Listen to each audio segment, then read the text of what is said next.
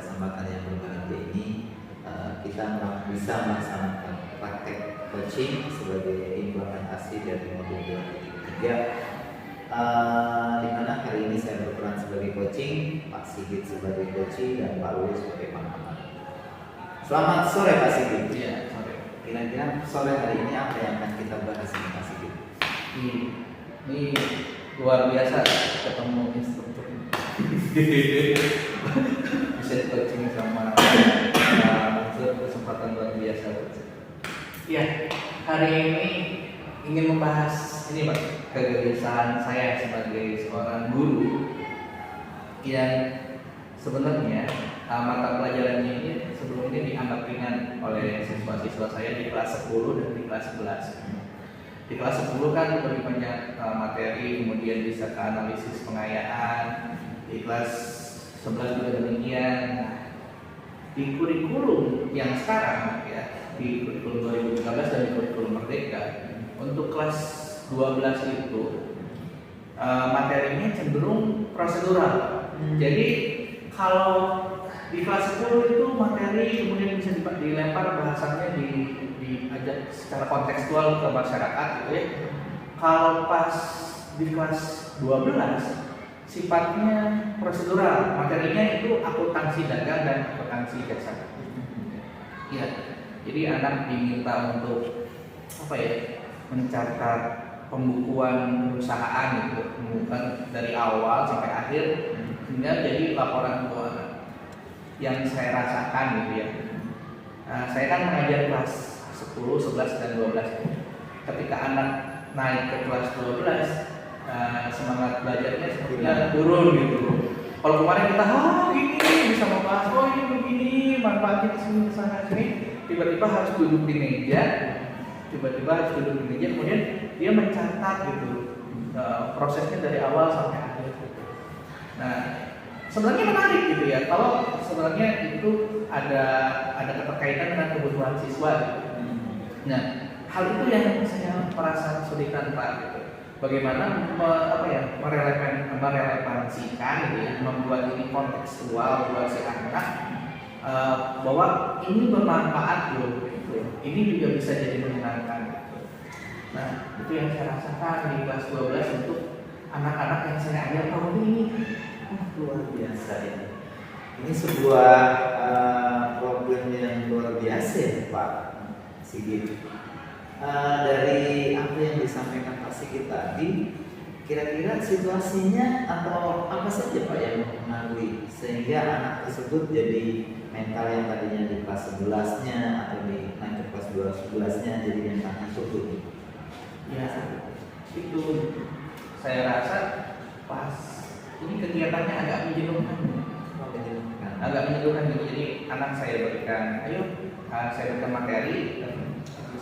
materi, anak diminta untuk membuat laporan keuangan dari awal sampai akhir. Jadi anak menganalisis, kemudian setelah menganalisis mereka memindah bukukan, dijadikan satu mereka saldo terus gitu. Jadi kan pekerjaannya lebih ke mencatat prosedural gitu ya. Terlebih lagi ada format-format yang harus mereka buat. Nah sebenarnya situasi apa sih yang diinginkan dengan kondisi seperti itu kalau dari Pak Sigit? Ya, yang ingin saya hadirkan itu anak terfasilitasi lah. Jadi saya ini anak tuh biar nanti belajar akuntansi itu lebih menyenangkan tuh seperti apa? Anaknya lebih mudah itu seperti apa? Yang pengen itu anak itu nggak merasa susah gitu. Merasa susah ya ketika belajar. Jadinya nanti saya mau mencatat gitu. Nah kalau mencatat itu sebelum mencatat dia harus buat formatnya terlebih dahulu. Habis formatnya dibuat terlebih dahulu, anak baru bisa mengisinya gitu. Nah akibatnya anak-anak sudah jenuh dulu sebelum mengerjakan. Kalau selama ini ide dari Pak Sigit seperti apa Pak untuk mengantisipasi, untuk mewujudkan gambaran tersebut? Ya, ada beberapa hal yang ingin saya gagas. Yang pertama, saya ingin membuat anak-anak itu lebih rileks ketika menghitung gitu ya. Karena anak IPS kan biasa ya Pak. Ya. Cenderung jadi kita tahu ya. Ada yang luar biasa berbakat gitu ya. Tapi kebanyakan ketika sudah bertemu angka lebih dari 3 digit sudah padahal cuma 20 juta dikurangi 19 juta. Kalau kita pikir-pikir sebagai guru gitu kan ya.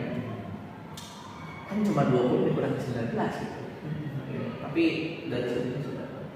Kemudian mungkin, nah saya agak ingin memberikan narasi-narasi transaksi yang lucu gitu. Nah yang terpikir dalam diri saya apa etis gitu seorang guru memberikan narasi-narasi lucu di kegiatan pembelajaran yang harusnya formal.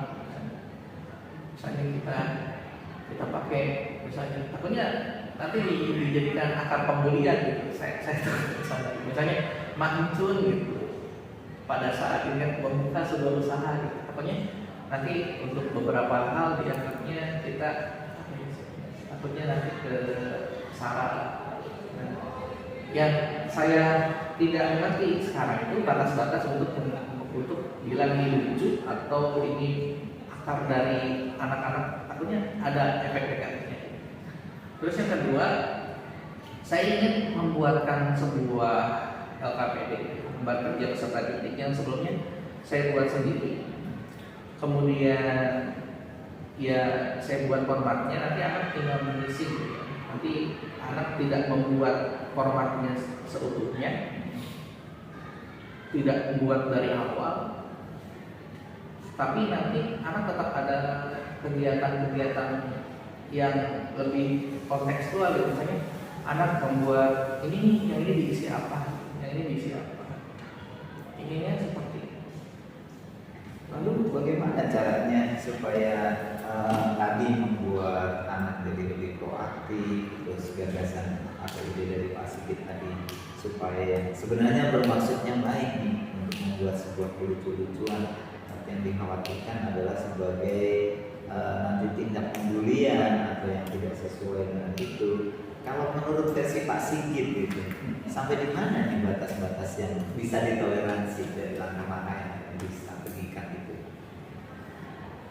Iya, batas-batas yang distrategikan itu ya nanti akan diusahakan biar ini apa ya, nanti saya buat di transaksinya nih, misalnya Bapak Rudi ingin narasinya mungkin yang diksinya yang saya cermat gitu. Jangan sampai ada yang tersinggung.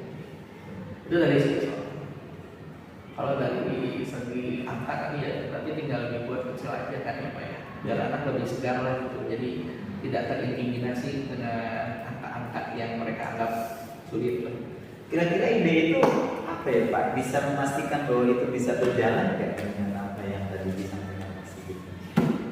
Kalau untuk sementara saya kira bisa. Masalahnya karakteristik dari pembelajarannya juga tetap ada gitu. Sifatnya prosedural. Nah, itu. Saya mungkin nanti bisa membuat mereka segar sementara, tapi kan nanti pembelajaran itu dilakukan selama 1 semester, cuma membahas hal yang sama. Nah, itu. Terus kriteria yang diinginkannya seperti apa itu? Dengan apa yang tadi sudah disampaikan dari Pak Sigit, mau bikin sebuah konsep yang seperti ini gitu. Nah, kriteria-kriteria yang diinginkan dari ide-ide tersebut itu hasilnya anak nanti akan goalnya seperti apa?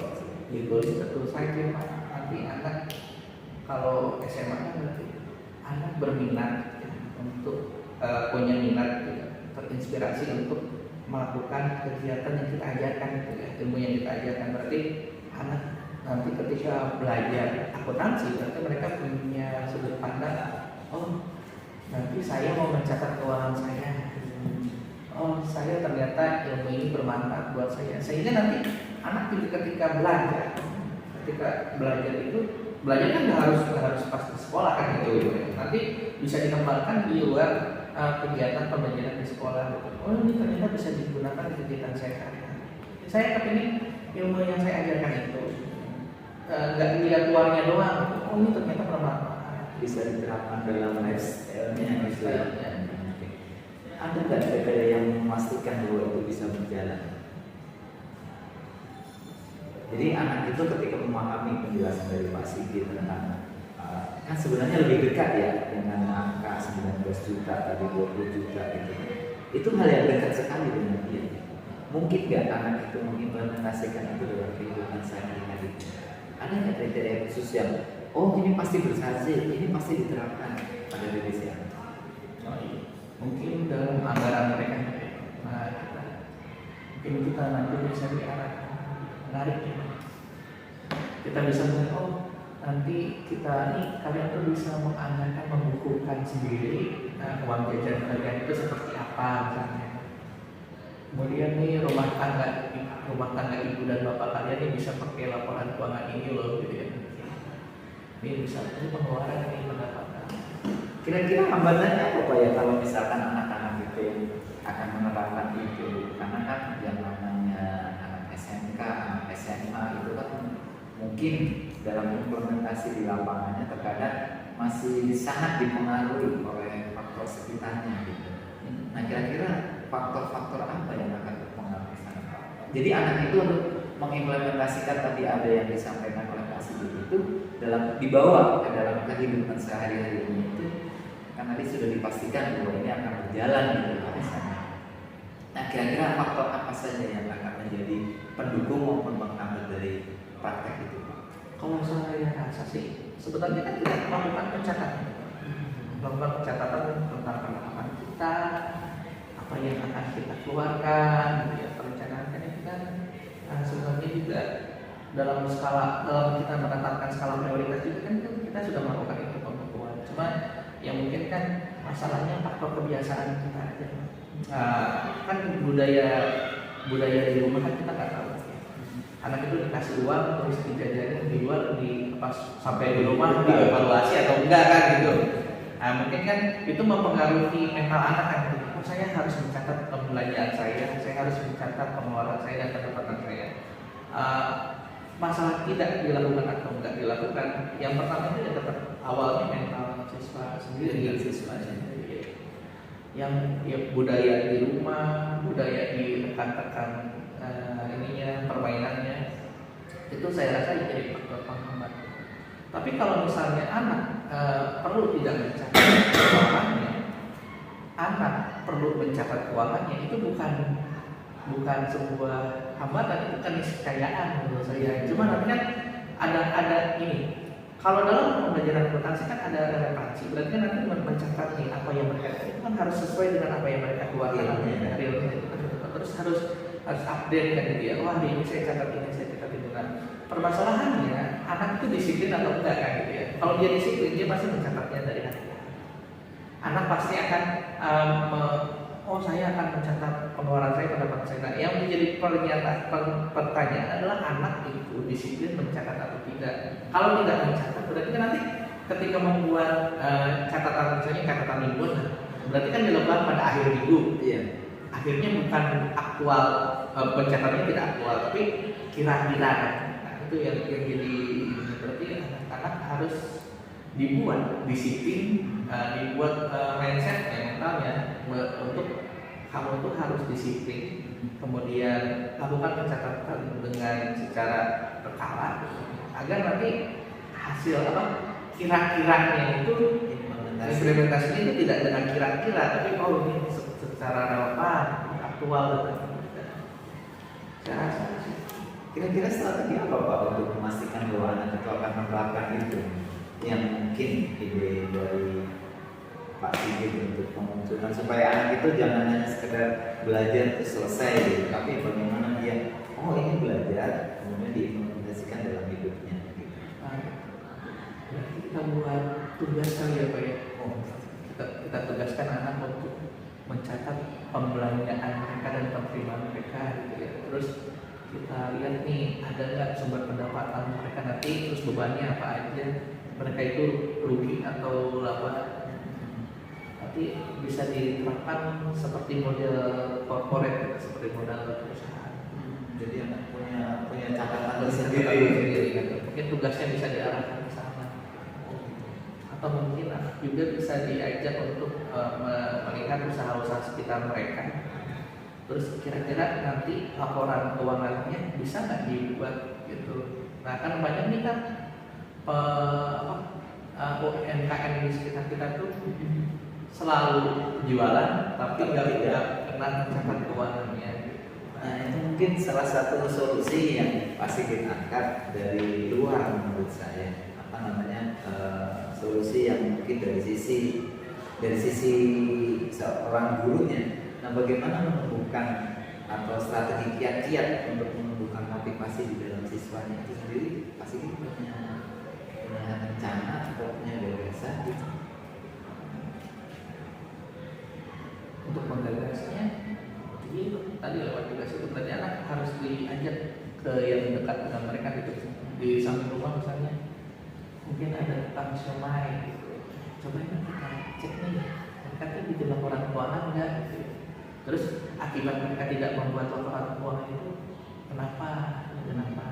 Terus mereka itu ada merasa ada yang hilang nggak dalam kegiatan ekonomi mereka gitu. Mungkin kan si bapak nggak pernah ngitung rokoknya berapa sehari, tiba-tiba sampai rumah kok untungnya sedikit gitu kan ya, atau ya seperti itu. Berarti menumbuhkan motivasinya dengan cara menumbuhkan kesadaran dari si anak itu sendiri untuk bagaimana bahwa ini tuh sangat penting gitu ya. Kurang lebih seperti itu ya pasti gitu. Baik, luar biasa pada kesempatan yang berbahagia ini. Mungkin yang menjadi satu poin dari kegiatan kita, apa yang bisa Bapak sedikit simpulkan dari diskusi kita pada kesempatan ini? Berarti kegiatan pembelajaran saya jangan fokus di kelas gitu ya Pak. Jadi tetap harus diajak ke dunia anak gitu. Kita bawa dengan hal-hal yang dekat sama mereka. Anak diajak untuk menilai kebermaknaan prinsip kegiatan akuntansinya dengan hal-hal yang sekitar mereka. Misalnya tadi diajak untuk melihat nih kebermanfaatannya untuk UMKM.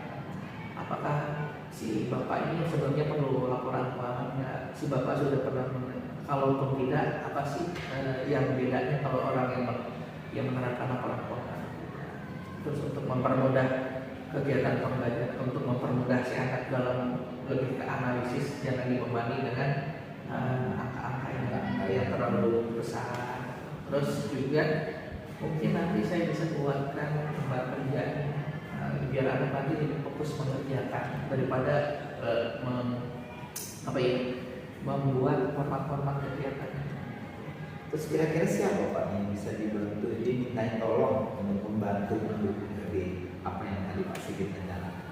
Untuk mendukung berarti saya harus minta dulu kan ya, berarti kalau ada LKPD kan nanti kan harus dimintain pendapat orang tua gitu kan, itu masalah biaya dan apa nanti saya buatkan saja, kemudian saya serahkan ke anak mau mencetak sendiri dulu atau kita sebagainya tidak.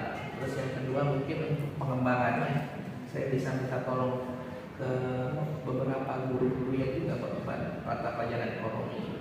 Apa sih yang ini? Terus kan mungkin yang tadi untuk standar humornya kan bisa dikoreksi gitu ya. Nanti jangan sampai menyinggung atau apa.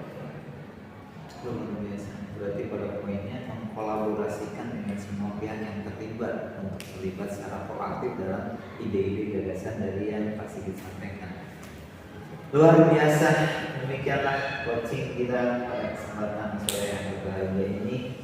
Mudah-mudahan apa yang kita sampaikan menjadi pengingat buat kita untuk terus berkarya lebih baik dan lebih baik. Terima kasih. Assalamualaikum warahmatullahi wabarakatuh. Waalaikumsalam. Baik, saya akan menyampaikan tanggapan saya sebagai pengamat mengamati Pak Mansur dan Pak Sigit ketika melakukan coaching. Yang pertama, saya sudah melihat bahwa coach sudah menciptakan kondisi mindfulness ya bagi coach maupun coaching, kemudian berusaha menggali itu sudah dilakukan, menggali apa yang dimiliki, apa kekurangan dan apa yang dimiliki kelebihan dari coach itu sendiri. Kemudian aktif mendengarkan, jadi setiap apa yang disampaikan itu ditangkap dengan baik oleh coach. Kemudian diberi timbal balik berupa pertanyaan-pertanyaan. Nah, pertanyaan yang berbobot itulah yang menurut saya sebagai pengamat sebenarnya diambil dari apa yang sudah disampaikan.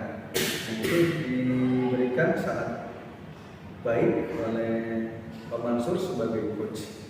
Kemudian kalau rute-rute semuanya sudah terlewati, sehingga menurut saya sebagai pengamat kegiatan coaching kali ini sudah sangat cukup dinilai sebagai sebuah coaching sesungguhnya. Jadi itu saja tanggapan dari saya.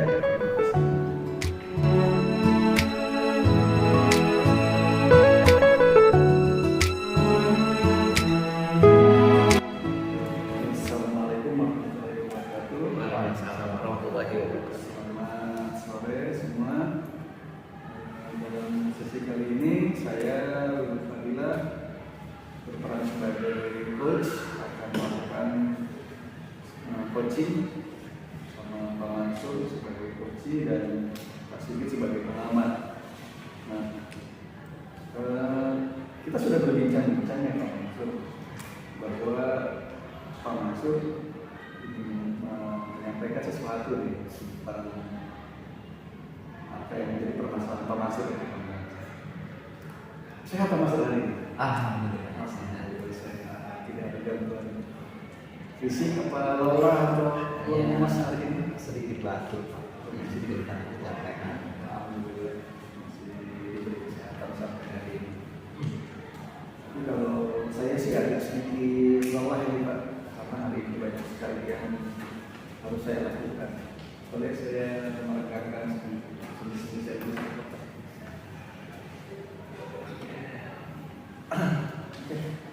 Silakan Bapak. Bapak tadi mengajukan ingin ada beberapa hal yang ingin disampaikan kepada saya.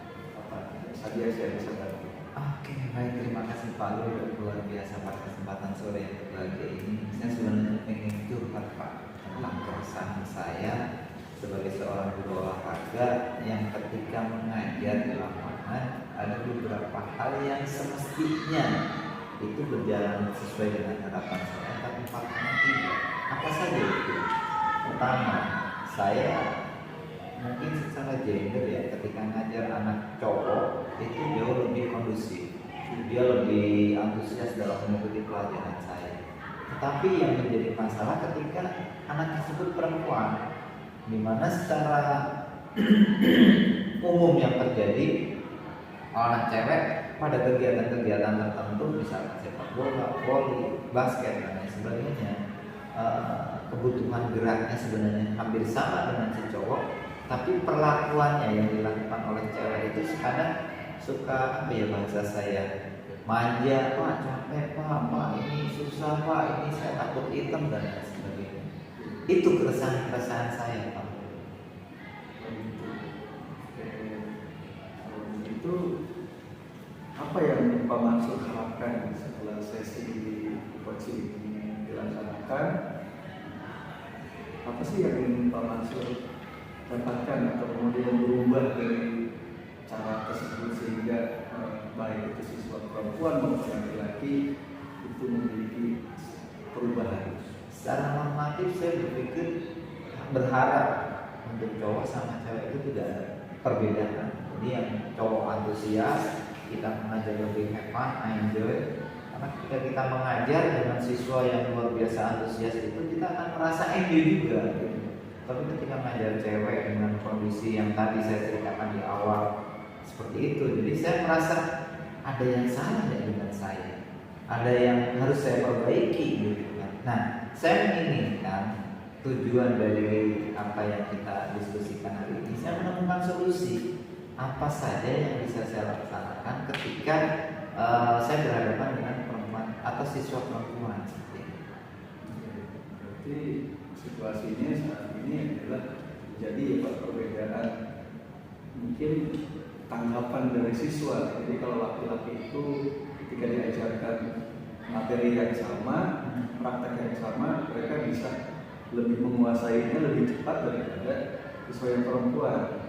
Berarti masalahnya itu sangat kompleks sekali. Nah, menurut Bapak apa saja sih yang menyebabkan siswa perempuan itu memiliki sifat-sifat seperti itu? Dari gender Pak mungkin kebutuhan geraknya. Kalau anak laki-laki itu dengan dalam tanda kutip main. Saya merasakan sebagai cowok juga. Saya dulu cowok sebagai siswa juga. Pelajaran yang saya senang itu cuma 3 Pak. Satu pelajaran olahraga, yang kedua jam kosong, dan yang ketiga dari jam istirahat Pak. Itu luar biasa gitu kan. Sungguh sangat menyenangkan gitu. Nah tapi ketika dengan anak cewek itu berbeda ternyata. Mereka ketika di olahraga itu ya mungkin sudah tataran sudah dewasa juga ya. Ketika kena sinar matahari itu takut foundationnya luntur atau takut hitam lah ya, yang semacam itu Pak. Jadi kalau menurut versi saya itu adalah kondisi genetik dari si karakter si cowok sama si cewek ini yang berbeda. Sehingga ketika saya menyampaikan materi-materi tentang olahraga di lapangan yang identik dengan bermandikan sinar matahari, mereka sudah underestimate gitu. Oh saya nanti takut ini takut ini. Pak Mansur sendiri pernah nggak melakukan tindakan-tindakan untuk meminimalisir kemanjaan anak-anak itu? Misalkan ya diminta untuk melakukan sesuatu atau mempraktekkan sesuatu. Kadang saya motivasi seperti ini Pak, jangan takut kita, karena sesuatu yang baik itu bukan dilihat dari fisik.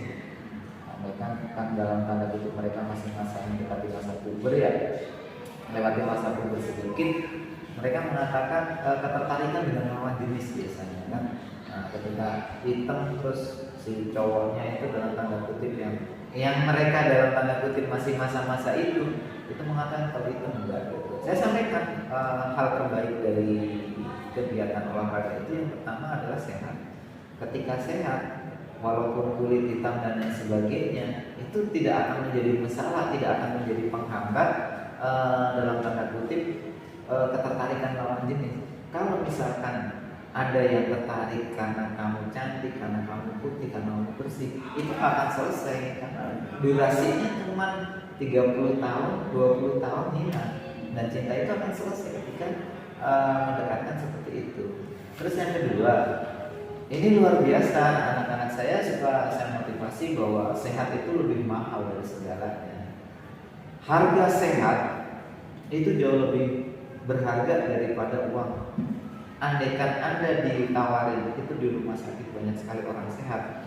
Orang sehat dikasih nominal 500 juta itu akan berarti, tapi kalau orang sakit ginjalnya hilang 1 dikasih 1 miliar pun dia tidak akan mengatakan bahwa uang 1 miliar itu lebih berharga dari ginjal gitu. Nah, kiat-kiat seperti inilah yang saya sampaikan ke si anak supaya membuka mindset baru bahwa perempuan pun juga untuk melaksanakan aktivitas yang tujuannya untuk meningkatkan kebugaran bisa dilaksanakan dengan baik gitu Pak. Pernah nggak Pak Mansur mengcounter bahwa oke, kita nggak apa-apa, misalkan anak-anak takut kita. Nah, pernah nggak terpikirkan bagaimana kita olahraga supaya anak tapi nggak hitam? Terpikir seperti itu? Belum pernah dipikirkan sih, karena itu melihat sarana prasarana yang disediakan. Olahraga kan tidak harus panas-panasan. Itu sebenarnya bisa Pak, kalau misalkan dari sarana prasarana yang dipunyai sekolah mungkin tersedia sebuah aula atau sebuah gedung olahraga. Dan sayangnya itu tidak dipunyai di sekolah saya, jadi itu menjadi masalah tersendiri. Menurut Bapak, dengan adanya kondisi seperti itu, nah, situasi seperti apa sih yang kedepannya Bapak harapkan dari permasalahan-permasalahan tersebut? Yang pasti saya berharap bahwa anak cewek dengan anak cowok itu tidak ada perbedaan gender gitu. Ketika dalam kegiatan pembelajaran asik, pembelajaran menarik, maka saya sebagai seorang guru merasa berhasil. Tidak hanya di situ, yang saya harapkan bahwa mereka dapat mengimplementasikan nilai-nilai olahraga dalam kehidupan sehari-hari Pak. Karena kita secara normatif ketika melihat bahwa orang sehat dengan olahraga hanya 1 minggu sekali 2 atau sampai 3 jam per minggu, saya rasa untuk meningkatkan derajat kebugaran itu nonsen, nggak bakalan mungkin. Tapi tapi bagaimana ketika dia mengimplementasikan dalam kehidupan sehari-hari, bagaimana melakukan aktivitas kesehariannya yang ada nilai dalam olahraga, secara tidak langsung dia akan meningkatkan derajat kebugaran tersebut. Kalau begitu, apa nih kiat Bapak agar keinginan Bapak itu terwujud? Saya saat ini juga menerapkan dengan hal yang sama. Jadi ketika sebelum saya sharing dengan anak, ketika belum saya sampaikan dengan anak, selalu menyampaikan bahwa olahraga itu sebuah kebutuhan seperti layaknya kita makan. Dan itu saya laksanakan secara langsung, secara saya melakukan secara pragmatis. Saya praktik sendiri, Pak. Tiap hari saya, kalau nggak hujan ya, kalau hujan beda cerita, saya berangkat ke sekolah dengan naik sepeda. Anak akan melihat sebenarnya. Ini sebenarnya semata-mata bukan karena melihat bahwa orang naik bersepeda itu selalu dipandang sebelah mata, bukan. Tapi saya ingin menunjukkan bahwa saya seusia ini masih semangat untuk melaksanakan nilai olahraga. Jadi itu ya Pak, berarti yang Bapak akan lakukan. Nah, menurut Bapak untuk melakukan kegiatan tersebut dan mengimbaskannya kepada anak-anak, itu apa aja yang harus Bapak siapkan supaya apa yang sudah Bapak praktekkan pada diri Bapak sendiri itu menular kepada? Pertama, motivasi dari anak. Kita harus bisa mindset anak bahwa olahraga itu merupakan sebuah kebutuhan, bukan sebuah kewajiban. Karena kalau mindsetnya olahraga itu merupakan sebuah kewajiban, maka ya selama tidak ada yang menjadi pendorong atau yang menjadi faktor X di luar yang menyebabkan dia akan berhenti olahraga. Tetapi kalau olahraga itu muncul dari dalam dirinya bahwa saya itu butuh olahraga, layaknya makan. Saya ketika lapar maka saya akan makan. Nah itu mungkin akan menjadi salah satu solusi atau menjadi salah satu poin utama dalam kegiatan yang ingin saya lakukan. Mungkin ada orang lain atau seseorang dari teman Bapak sendiri yang bisa memantau Bapak bahwa Bapak itu ketika mengajar juga menerapkan misalnya seperti memotivasi anak juga, atau ketika mengajar Bapak tidak hanya sekedar oke sekarang kita praktek main bola basket, ayo main basket sama-sama. Nah, apakah Bapak membutuhkan orang lain untuk memantau Bapak supaya Bapak bisa menerapkan apa yang sudah Bapak rencanakan tadi? Kalau ada kira-kira siapa orangnya? Kalau selama ini mungkin yang saya minta untuk menjadi pengawas atau dalam yang saya libatkan dalam kegiatan saya, karena saya selalu berkomunikasi dengan kelas satu, yang kedua dengan kepala sekolah karena sebagai atasan langsung dari saya, sehingga saya selalu minta masukan, Pak, apa yang sudah saya lakukan ini sudah sesuaikah atau belum? Terkadang kalau beliaunya hadir, beliau sedang melakukan kontroling, yang kita undang sangat untuk melihat bagaimana kapabilitas saya sebagai seorang guru dalam menciptakan suasana yang kondusif, memotivasi anak supaya bersifat proaktif dalam kegiatan yang dilakukan selama pelajaran. Jadi nanti ada bantuan dari kepala sekolah dan wali kelas ya, termasuk juga memang wali kelas itu juga harusnya mengetahui kalau misalnya olahraga itu hari ini materinya apa nih, jangan sampai nanti wali kelas menjadi komplainan dari orang tua ketika misalkan anaknya ngapain sampai sore belum juga pulang. Itu perlu dipertimbangkan juga oleh Bapak. Jadi menyampaikan apa yang harus dilakukan wali kelas juga agar meminimalisir gitu, kekurangan-kekurangan, meminimalisir komplainan dari orang tua. Karena yang saya lihat beberapa kali ketika pelajaran olahraga itu anak pulang dalam kondisi yang agak sedikit riskan gitu bagi orang tua, terutama misalkan karena kelelahan, itu banyak sekali komponen-komponen seperti itu. Mungkin bisa Bapak juga saya berikan masukan bagaimana kita berkomunikasi dengan wali kelas. Wali kelas juga mengkomunikasikan dengan orang tua. Nah, setelah Bapak menyampaikan tadi, saya sudah mendapatkan bantuan dari teman, saya sudah mendapatkan pengawasan dari atasan. Nah, kira-kira berapa lama Bapak ini akan mempraktekannya, mulai kapan, dan Bapak perkirakan berapa lama, berapa kali praktek di kelas yang sama, terutama sampai anak laki-laki dan anak perempuan itu memiliki ketertarikan dan motivasi yang sama. Ini ada beberapa hal yang mungkin menjadi permasalahan sendiri. Jadi ketika anak jurusan mesin itu identik dengan cowok, sementara anak akuntansi itu cenderung dengan cewek, maka itu saya rasa sudah tidak menjadi permasalahan yang berarti, karena saya sudah berusaha untuk melaksanakannya di lapangan. Tetapi bagi beberapa kelas seperti TKJ, seperti listrik yang notabene jumlah siswanya perempuan dan laki-laki itu berbanding sama gitu kan, terkadang ada yang di mesin itu yang cenderung cowok tapi ceweknya ada 3, 2 dan sebagainya. Nah, minat inilah yang menjadi catatan buat saya supaya saya harus fokus kepada 3 orang atau bahasa saya kaum minoritas di dalam kelas tersebut, supaya bagaimana mengoptimalkan, mensejajarkan sama. Target saya hanya 1 semester sebenarnya Pak. Dalam 1 semester itu bisa, nanti semester berikutnya sudah ketertarikan itu muncul. Hanya dengan kalau itu berubah dari dalam dirinya, saya berharap itu akan menjadi permanen.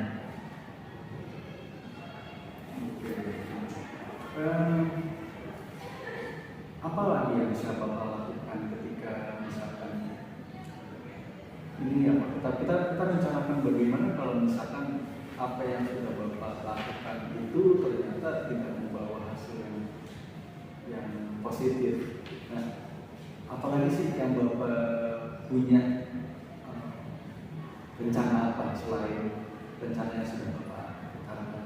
Mungkin membuat permainan-permainan yang lebih menarik dengan pendekatan-pendekatan yang dekat dengan lingkungan sekitar kita. Misalkan permainan olahraga tradisional yang secara tidak langsung itu bisa diimplementasikan dalam kegiatan pembelajaran olahraga gitu.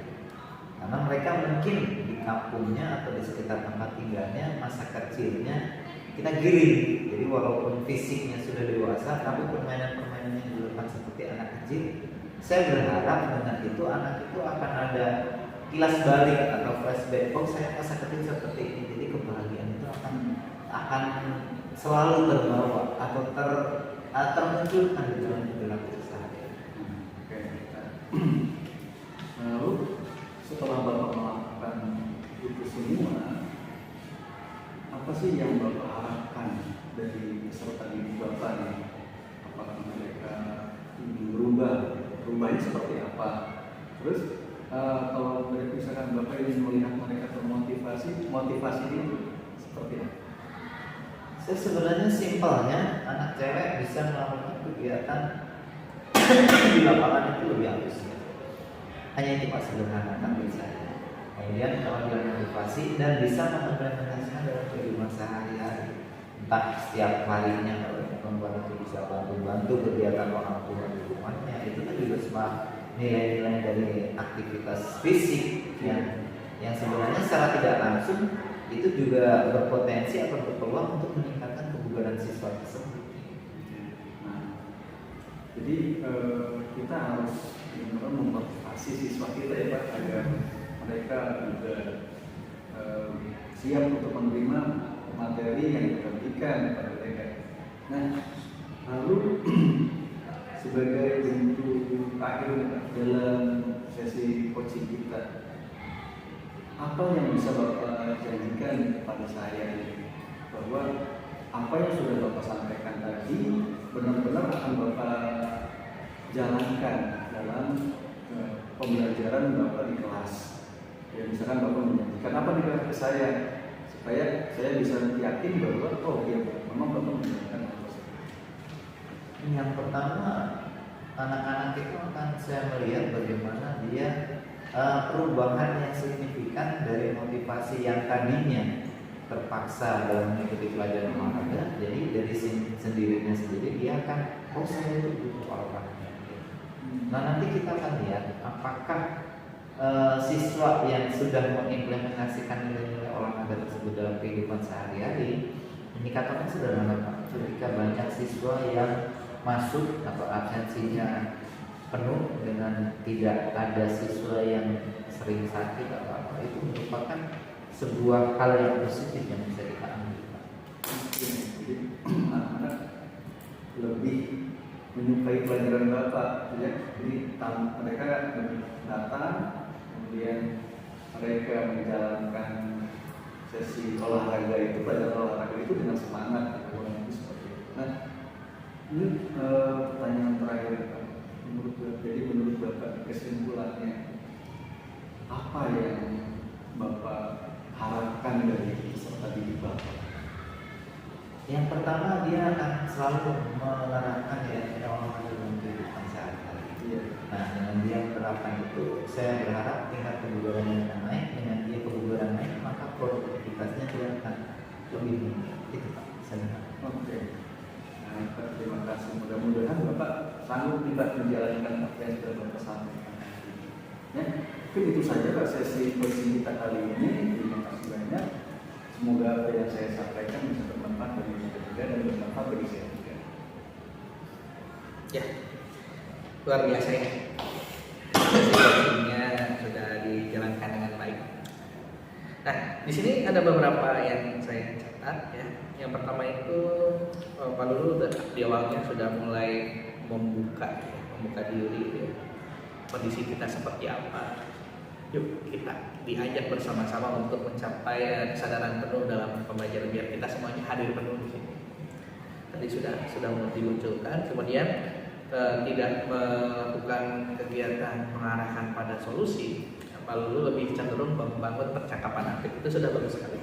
Selanjutnya, Pak Lulu juga tidak ingin memperlihatkan bahwa ini solusinya itu udah keren gitu ya. Jadi Pak Lulu aktif mendengarkan.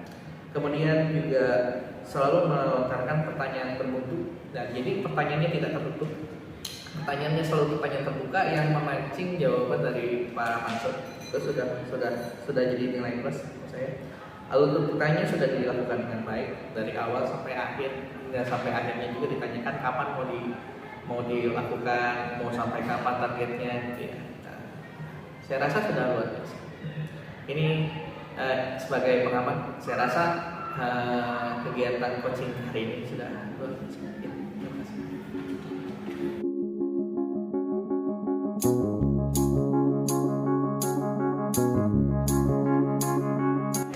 Assalamualaikum warahmatullahi wabarakatuh. Assalamualaikum warahmatullahi wabarakatuh. Iya, sore yang luar biasa ya hari ini saya di sini saya akan mempraktikkan praktik coaching. Hari ini di sore yang luar biasa saya ditemani oleh Pak Lulu sebagai coach. Kemudian ada Pak Mansur sebagai pengamat. Kemudian saya sendiri sebagai coach.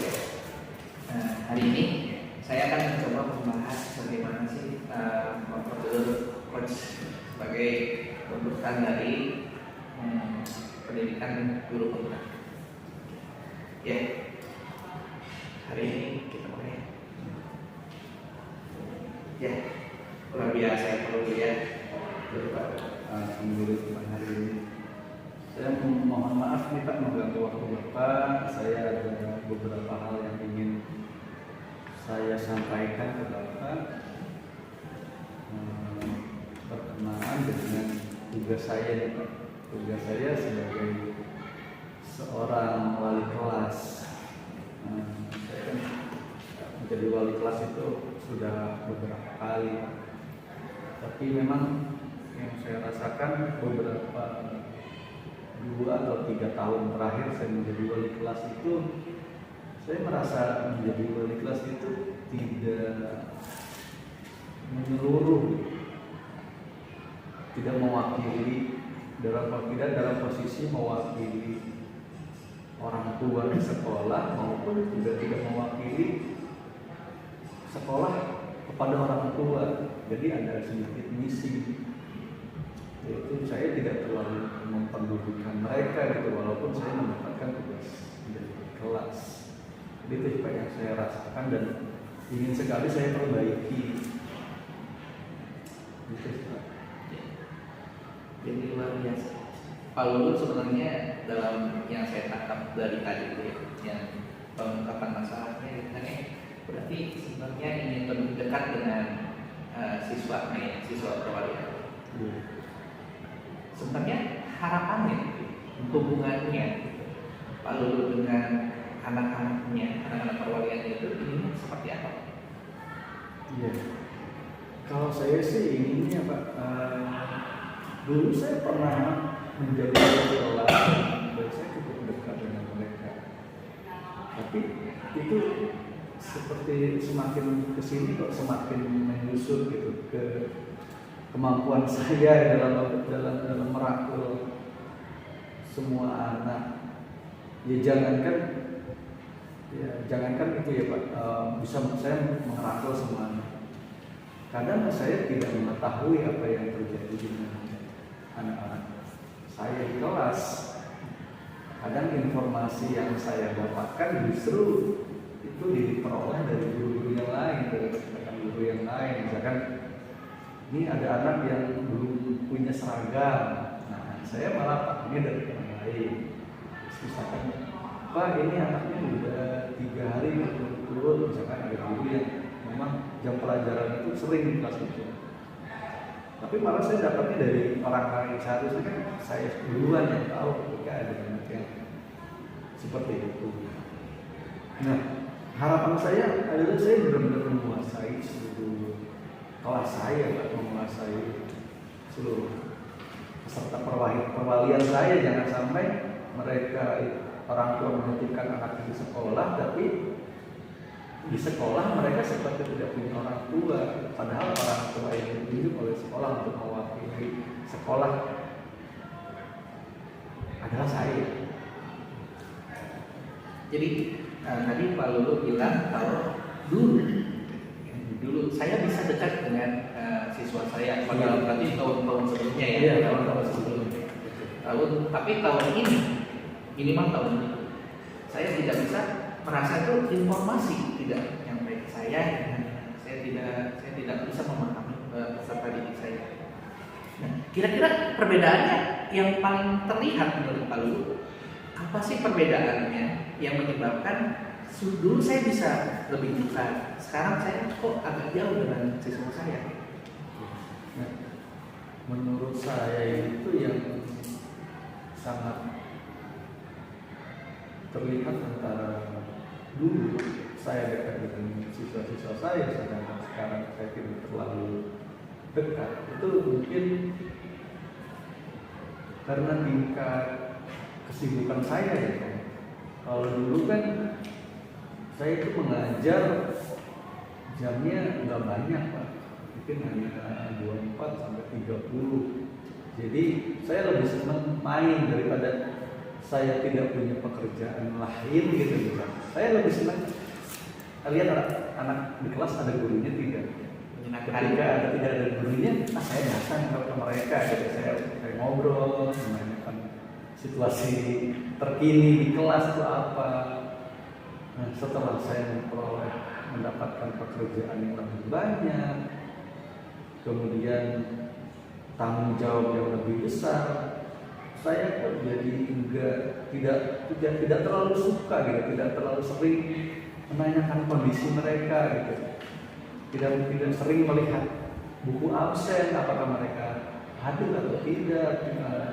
Dan juga kalau misalkan ada pengumuman dari sekolah, seringkali ya anak-anak tahu dari teman-teman di kelas yang lain dibandingkan dari organisasi. Itu sih Pak yang menurut saya terlihat paling signifikan, yaitu perhatian saya kepada mereka.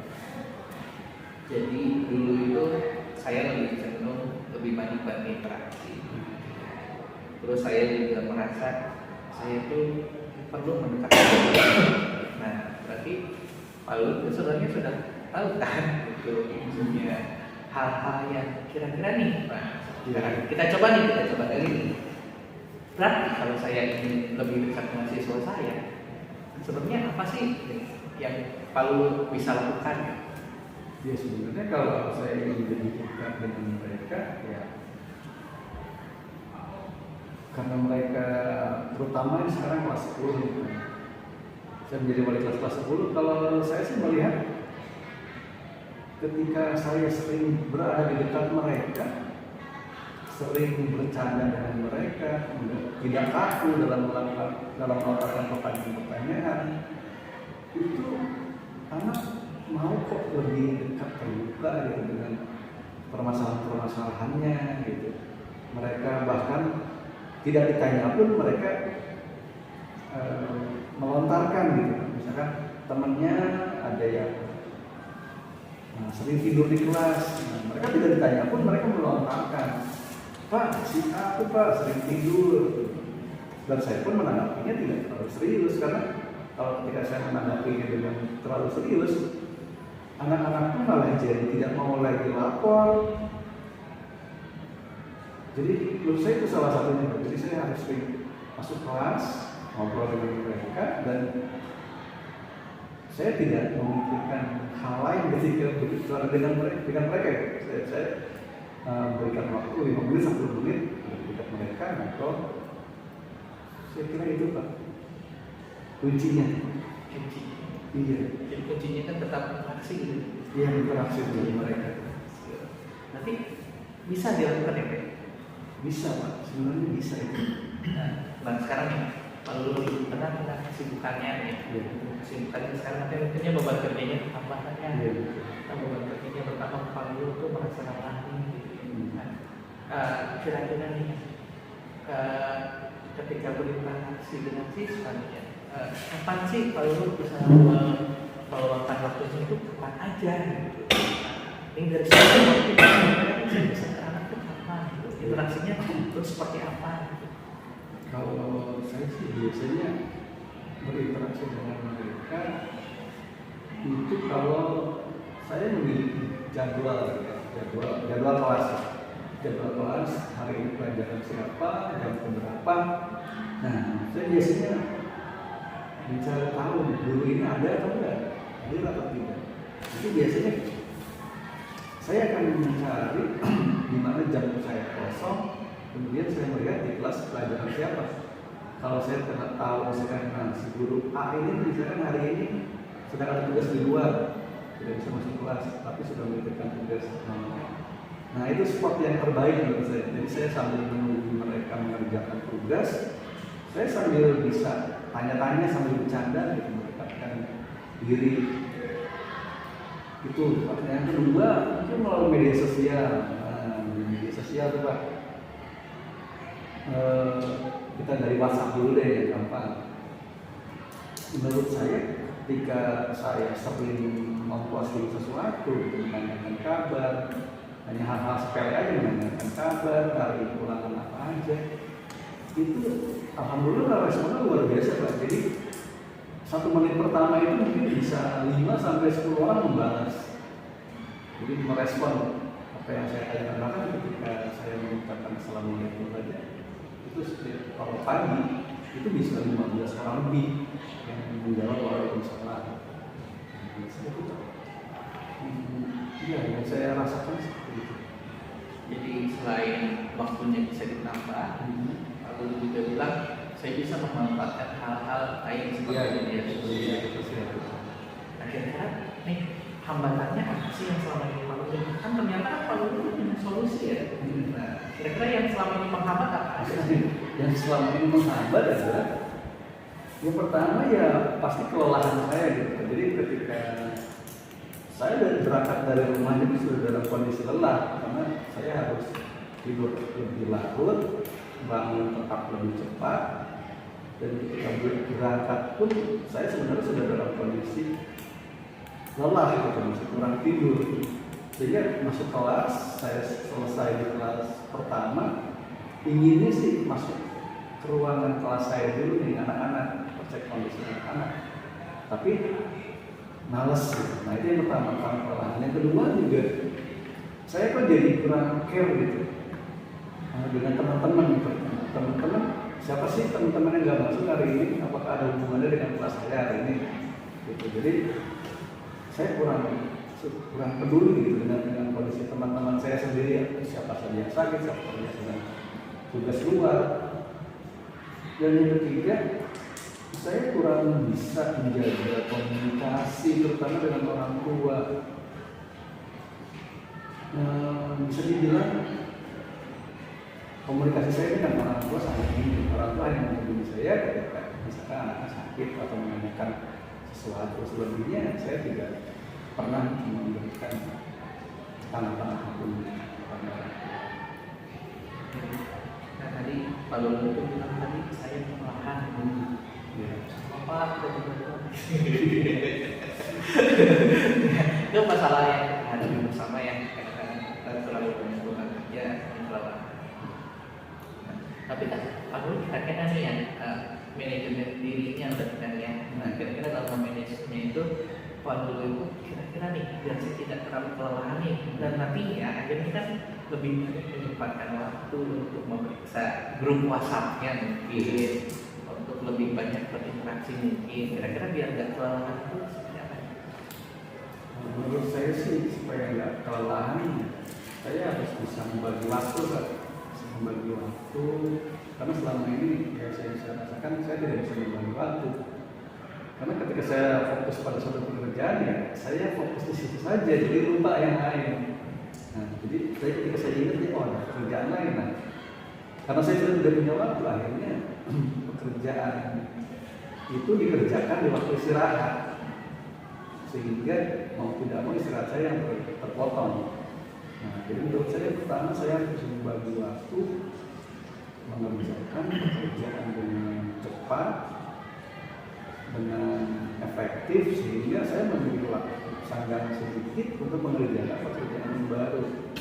Saya memang tidak memiliki kemampuan dua pekerjaan sekaligus, tapi dengan saya bisa membagi waktu saya, pekerjaan yang bisa dilakukan dalam waktu sekian menit, sehingga saya memiliki waktu luang tambahan, bukan luang tambahan, waktu luang, karena saya bisa menyelesaikan lebih cepat, saya bisa mengambil pekerjaan yang lain. Itu yang pertama. Yang kedua, saya mungkin bisa melakukan, saya bisa membuat jadwal-jadwal tertentu. Misalkan saya melihat bagaimana potensi teman-teman saya. Misalkan ada guru B ini seringkali masuk ke kelas itu 10 menit setelah beliau. Nah, saya bisa menggunakan waktu itu, walaupun cuma 10 menit.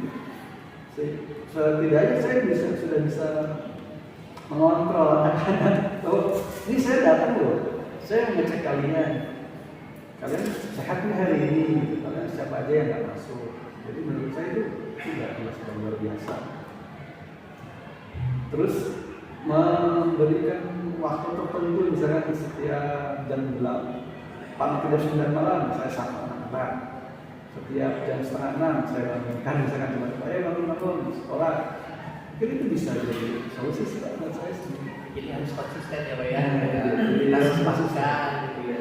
Iya betul Pak. Saya Jadi sebenarnya kita itu sudah tahu semua jawabannya ya Pak ya. Lalu juga saya yakin sadar betul untuk bisa menyadarkan mengingatkan diri untuk berinteraksi dengan anak perwalian. Nah tadi kan Pak Lulu juga bilang nih kalau misalnya tadi ada kesulitan untuk berkomunikasi dengan orang tua siswanya. Nah, tadi kalau misalnya sekarang nih, kalau Pak Lulu nih ya, seperti mungkin halnya sama dengan si peserta didik gitu ya. Kira-kira apa sih yang bisa dimunculkan untuk ini nih saya bisa melakukan ini untuk mendekatkan diri saya kepada orang tua. Nah, mungkin yang saya belum buat sampai hari ini adalah grup WhatsApp orang tua, Pak. Kenapa saya belum buat sampai hari ini? Kembali ke masalah yang tadi, yaitu saya ke anak saja itu belum mampu mengetahui kondisi mereka. Saya tidak memiliki, bisa dibilang dalam taraf itu tidak punya waktu untuk memperhatikan mereka. Apalagi ini orang tua yang bisa dikatakan waktu untuk anak itu bisa 24 jam.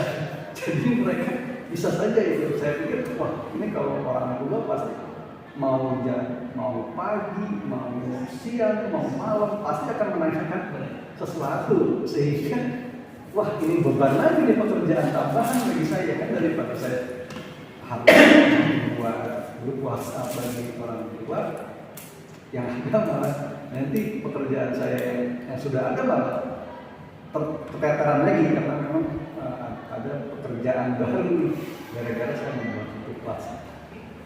Jadi ya saya sih lebih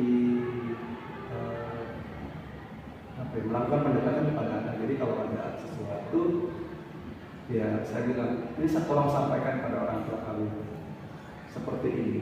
Kalau bisa ya saya mengetik WhatsApp tapi dikirim ke mereka, nanti mereka yang forward ke orang tua. Dibandingkan saya yang langsung ke orang tua, karena itu sangat menurut saya akan menimbulkan banyak pekerjaan baru gitu. Jadi rasanya kalau lu merasa saya lebih baik sekarang fokus ke anak gitu ya. Iya. Nah, saya interaksinya diberikan ke anak gitu. Tapi kalau anaknya sudah saya bisa dipegang sama saya, interaksinya sudah makan gitu ya. Tinggal kita baru deh. Nanti itu berarti proses selanjutnya ya Pak ya. Iya. Untuk orang tua itu kan Betul. Ini mungkin jadi anak terus. gitu. Nah, berarti nih sekarang Pak, tadi kan saya udah punya perencanaan nih apa yang akan dilakukan ya. Nah, gitu. Nah, berarti ada nggak yang bisa membantu Pak Lulu nih minimal untuk saya untuk mengingatkan. Terus ada nggak dari anak mungkin atau dari orang tua Bapak yang bisa membantu untuk mengontrol kegiatan anak atau informasi dari anak? Mungkin baik yang bisa memonitor saja itu salah satunya adalah atasan, karena memang alhamdulillah atasan itu setiap bulan itu kan meminta laporan wali kelas. Nah sebenarnya formatnya udah ada, cuma saya tidak terlalu mengisinya fokus gitu karena memang tidak ada yang saya lakukan. Di situ kan padahal di formatnya sudah ada bahwa apa sih yang wali kelas lakukan kepada siswa, kegiatan apa saja. Misalkan apa ngajak ngobrol atau sharing pengalaman atau diskusi tentang masa depan. Nah itu kan sebenarnya bisa saya tulis di situ. Itu mungkin bisa saya masukkan di sana. Jadi kontrol dari atasan menurut saya bisa membantu saya. Yang kedua saya bisa membantu saya itu di guru BP. Guru BP itu kan setiap kelas punya guru BP-nya masing-masing. Nah, di situ saya bisa meminta bantuan beliau untuk saling cross check data yang saya miliki dengan data yang ada di BP. Seperti itu. Berarti sudah ada yang bisa membantu, sudah ada. Nah, kira-kira bisa dimulai dari kapan? Sepertinya ini besok sudah bisa dimulai. Kebetulan besok juga saya ada di jam pertama di kelas saya. Jadi mungkin bisa saya pergunakan daripada saya menghabiskan full 135 menit untuk mengajar. Saya kira saya mengajar 100 menit aja, nanti 35 menitnya saya diskusi dengan mereka, ngobrol. Nanti bisa sharing gitu ya, perkembangannya seperti apa. Iya, betul. Sudah luar biasa. Jadi Bapak sekarang apa sih yang kira-kira Bapak dapatkan dari sharing gitu? Yang saya dapatkan tadi itu saya mengeluh pada Bapak bahwa saya tidak memiliki waktu gitu untuk mengurus peserta didik saya itu. Tapi kok sekarang saya malah jadi sadar, ternyata saya punya solusi-solusi itu. Dan saya jadi sadar bahwa solusinya ternyata ada di diri saya. Bapak Bapak sendiri ya tidak memberikan saya banyak masukan, tapi iya betul, saya memiliki solusi terhadap masalah yang saya miliki, dan solusi itu ada di sini. Ya, Pak, alhamdulillah saya sudah punya solusi atas masalah yang saya miliki. Mudah-mudahan saya bisa memberi hubungan baik saya dengan siswa-siswa saya akan lebih meningkat lagi, dan nanti mungkin dilanjutkan pada hubungan baik dengan orang tua. Oke, buat nanti kita backup lagi. Kita tanya lagi kalau udah coba melakukannya, kita cari. Oh, ternyata ada nggak solusi lain? Gitu ya, Pak Iya, baik, Pak. Terima kasih banyak, Pak. Luar biasa. Praktek coaching yang luar biasa saya lihat, saya mengamati dari Pak Lulu dan Pak Sigit. Ada beberapa hal catatan saya yang tidak ada negatifnya ini catatannya. Kesulitan sekali dalam mencari apa sih perlu yang dikritisi gitu. Dari pendekatannya sudah dilakukan dengan baik, mindfulness-nya juga sudah benar-benar menghadirkan seluruh jiwa di sini. Kemudian coaching juga melancarkan, coach maksud saya melontarkan pertanyaan-pertanyaan berbentuk yang sebenarnya dari awal Pak Lulu itu sudah tidak membawa solusi apapun, tapi ketika di tengah perjalanan menemukan solusi itu sebuah poin plus dari kegiatan coaching. Identifikasi dilakukan dengan komparasi yang baik, jadi menggali kejadian sebelumnya seperti apa. Ini sangat luar biasa karena ini menjadi titik tolak bagaimana kita akan menggali pertanyaan berikutnya sehingga dasarnya dari situlah yang bisa kita kembangkan. Itu luar biasa catatan-catatan dari saya. Selebihnya luar biasa.